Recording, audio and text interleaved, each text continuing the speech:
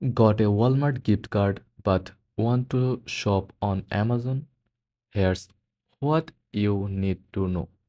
Walmart and Amazon are separate companies, so you can't use a Walmart gift card directly on Amazon. But don't worry, there's a workaround. Check if your local Walmart sells Amazon gift cards. If they do, simply use your Walmart gift card to buy one.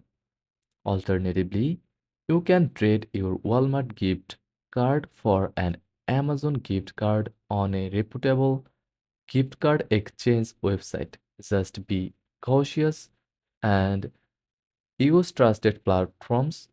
Once you have an Amazon gift card, add it to your Amazon account and start shopping. And that's it. While you can't use a Walmart gift card directly, these steps can help you shop on Amazon hassle-free. Thanks for watching.